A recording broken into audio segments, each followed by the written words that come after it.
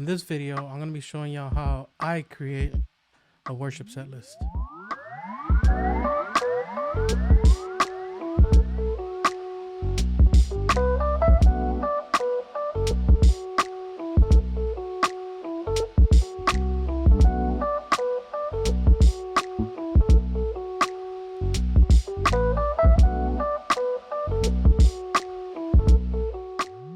The first thing that you want to do when creating a worship set list is you want to determine the number of songs you will need. There's a lot of different variety of the structure of services.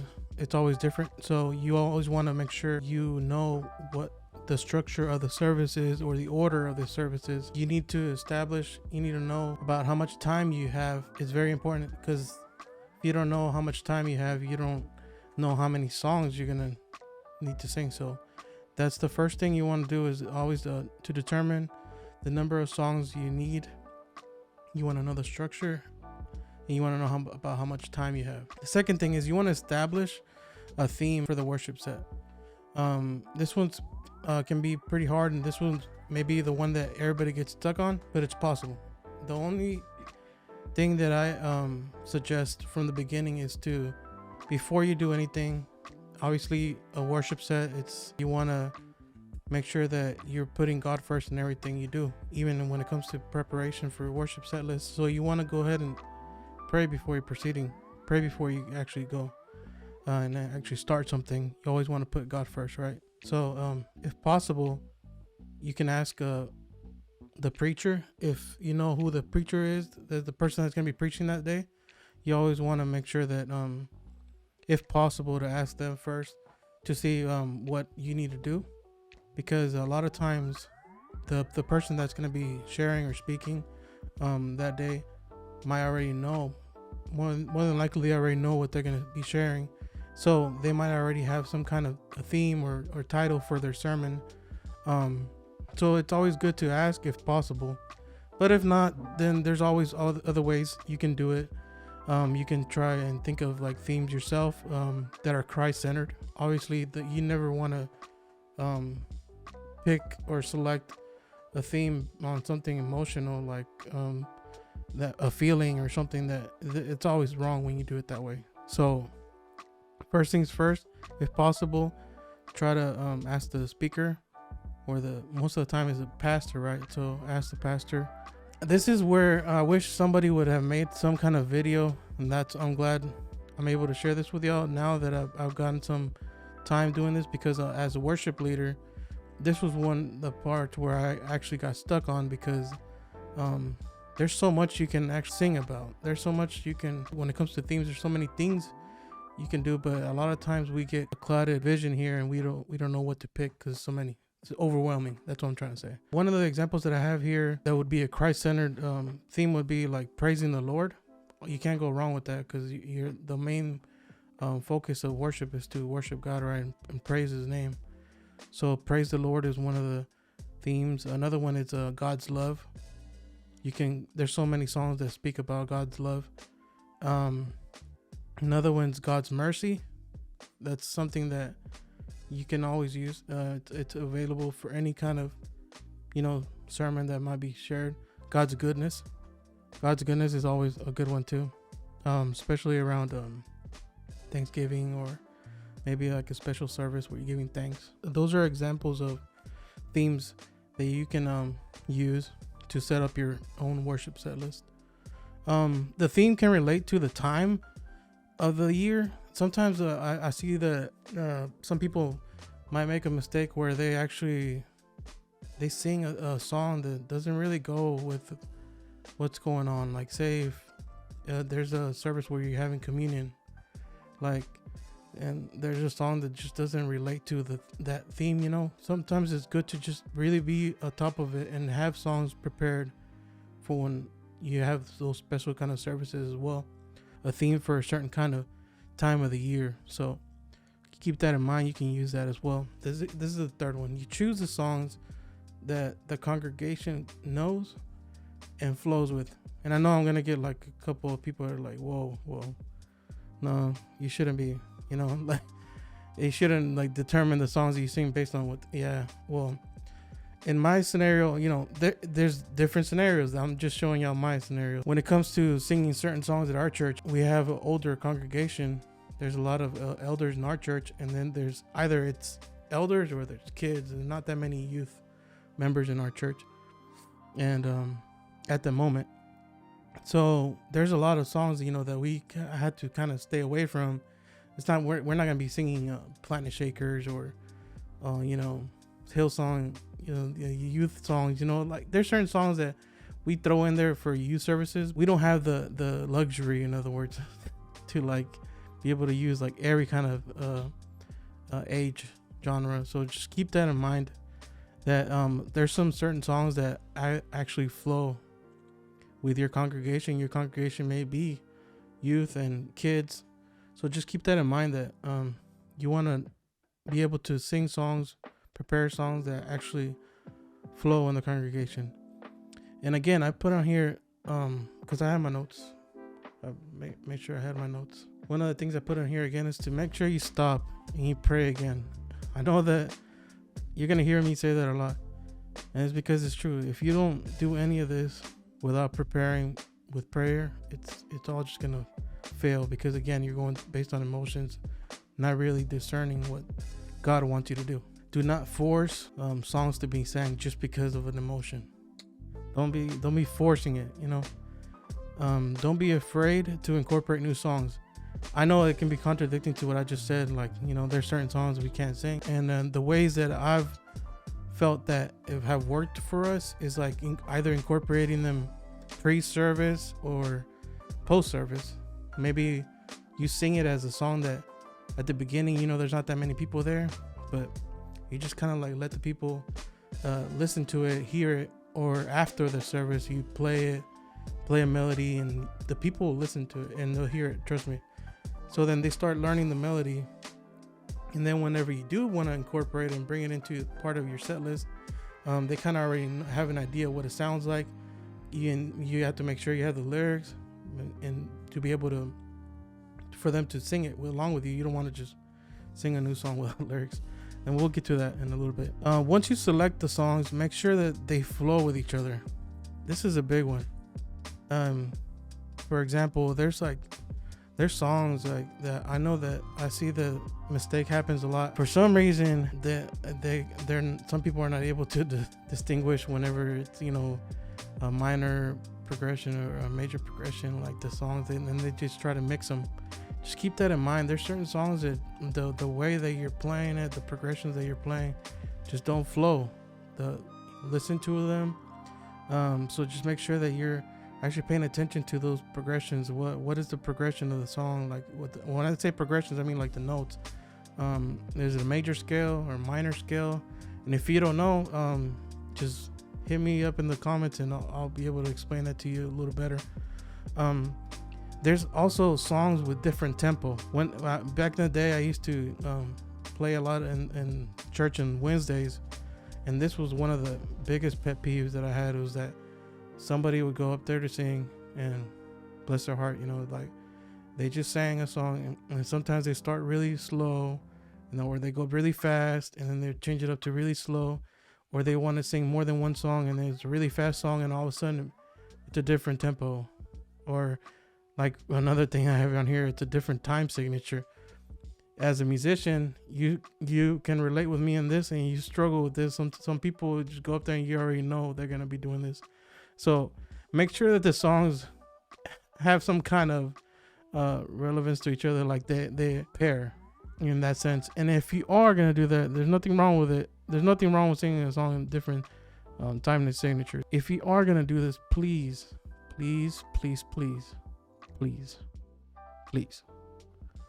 practice them.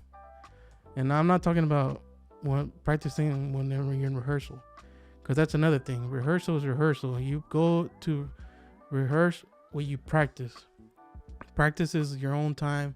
Practice is on your own individual time to like actually work on something and repeat it. And then rehearsal is when you put those things that you've already practiced together. So please, if you're gonna do something like that, make sure you practice it at home and then rehearse it with the team. Don't just leave it up for chance. Don't ever do that. And again, you've already done this. You've already picked a song that flows with the congregation, as related to a theme. The scales or the progressions work. The time works. Stop again and pray. I know I'm gonna be saying this a lot. It's necessary to just stop and pray. So stop and pray. Another thing that I have is try to assign the song keys and tempo. Now I already talked a little bit about tempo. I didn't really go into it, but when it comes to assigning song keys, this can be like the hardest thing, especially if you have a young or a new vocalist, or a vocalist that doesn't really know much about like when it comes to singing.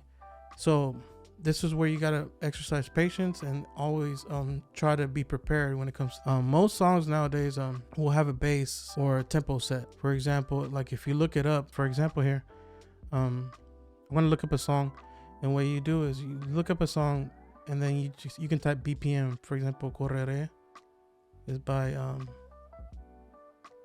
Freddie Rodriguez, and you can look up the song in their name and just type BPM, and it'll pull up different links. Most of the time it'll have most of the links on there. Let's look up another song, something that everybody knows. Let's do La Bondad de Dios. And if y'all don't know that, that means the goodness of God. So I just type the song name, and BPM means beats per minute. So if you look it up, you can look on here.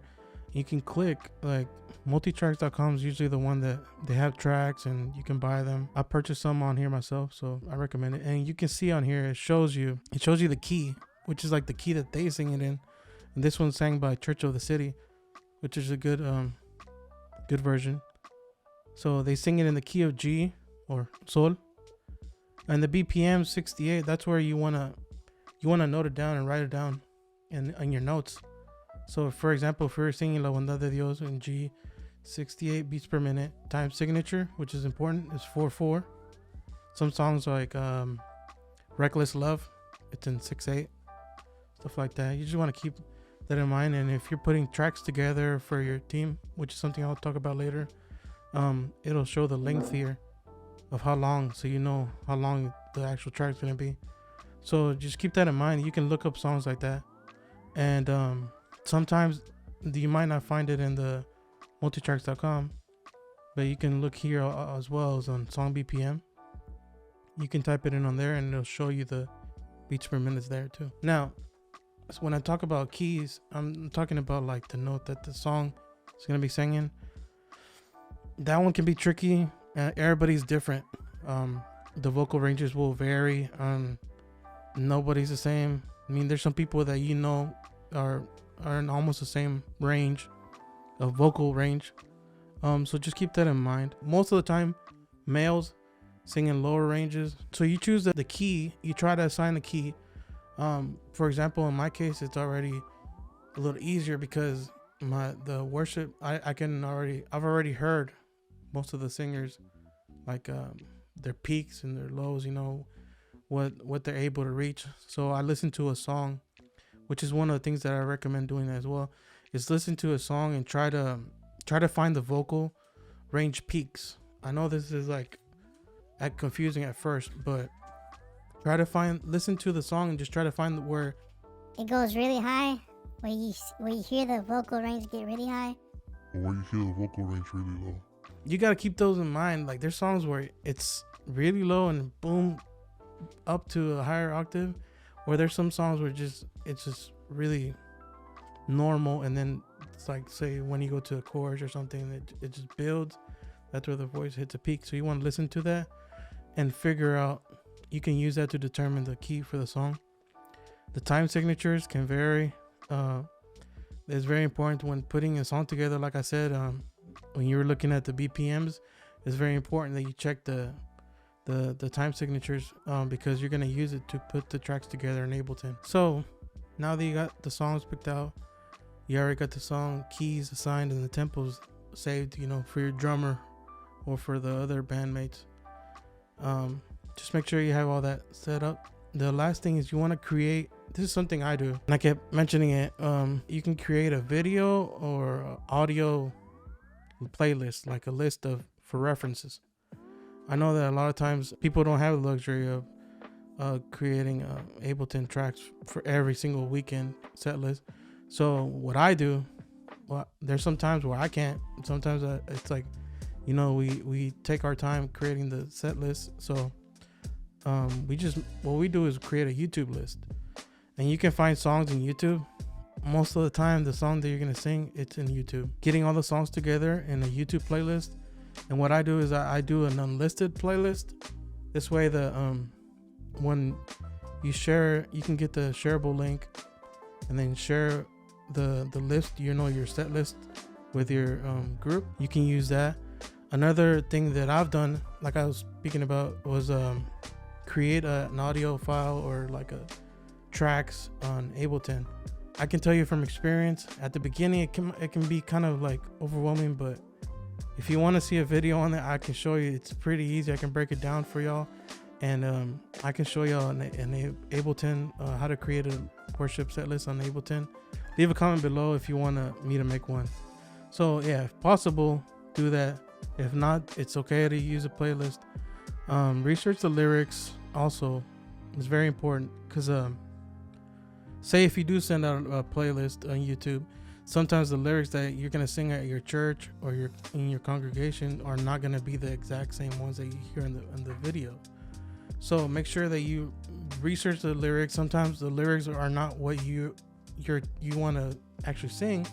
So make sure that you do your research and actually listen to the lyrics and read it and see if it even makes sense, because there's some lyrics which it doesn't even make sense the way they're singing it. So, and send the lyrics to the media team as well, please. Do them the favor of sending them the list or the lyrics, because if you're not able to display the lyrics and you're singing a song, a lot of the times, even if the people know the song, sometimes they just won't sing along and they'll look at you all weird because they don't know the lyrics. The second to last step is share the worship set list. Like I just said, you already spent all this time, right? You prayed about it and you created the set list. You want to make sure that your team gets it on time. So make sure that you create a team group. Either you chat a group chat with text, WhatsApp, Messenger, Instagram even, or another one that's famous for like American church. Maybe I haven't used it in my church. I only used it once, and it was kind of like a trial. It's called Planning Center. Planning Center allows you to put everything in there, like as far as like lyrics, as far as videos.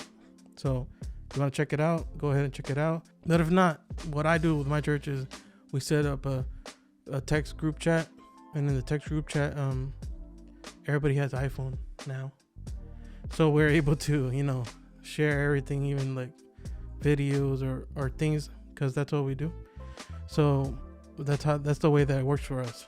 It doesn't work for everybody, but it works for us. So just find whatever works for your team. Get the worship team's feedback. It's one of the most important things you can do, especially as a worship leader. Is get your team's feedback and try to request that feedback right away. That way you don't sing a song that somebody doesn't feel comfortable playing or doesn't feel comfortable singing. I know this has happened to me. There's some songs where I'm just like, I don't feel that.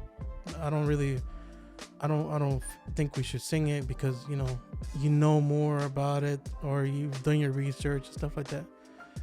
I'm not gonna get too far deep into that, but there's just certain songs that don't flow. Just ask for the feedback, so that everybody feels good about the songs that you're picking. And the last thing, the most important thing ever, is save the set list for future reference.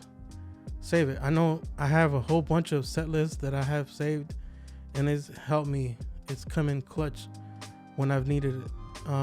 You save the set list and name it like the theme. Maybe like say if you're talking about the goodness of God, put the goodness of God, and then put the date that you sang it. That way when how long ago you sang it and stuff like that. It's always good to have that there and save it and come back to it. And you can write down notes say if you take down notes about how it went that day, maybe I know I did that for a while, and it helped, because there's some songs where I just couldn't remember if we flowed or not, or if it flowed in the church, there's gonna be songs where it's just hits, but you don't always want to be singing that song all the time either. But it would always be good to like have an idea of whether or not it's a good song. But yeah, guys, that's all. I know that it's a lot of information, but it honestly is not that much, as long as you, like I said, you put God first and you follow these steps that I've shared with y'all. It can be a little easier than normal. But I hope that this helps you, and I hope that you find some benefit in this. And like I said in my past video, one of the most important things that I want to do this year is actually, motivate you to do things, inspire you to be better. And also, I want to add value to y'all's lives. And you never want to subtract value from anybody's life. So I hope that you find benefit in this, and you find something good in this, and they're able to put it to use in your worship team. And if you have any questions, like I said, leave a comment and let me know what you do different in your worship team, what you do different in creating worship set lists. Just go ahead and leave that in the comments, and I would love to hear and read the comments. I read every single comment. We're at the moment we're at 392 subscribers, and I still read everybody's comments. So just go ahead and drop a comment and let me know what y'all think about this. If you like this content, let me know, and I'll keep doing it. Be on the lookout for my next video. It's gonna be more towards a maintenance of an instrument, like my bass instrument. So keep an eye out for that video. Share this video, like it, and like I said, comment. Do all those stuff that you do, So yeah, that's it. God bless you guys.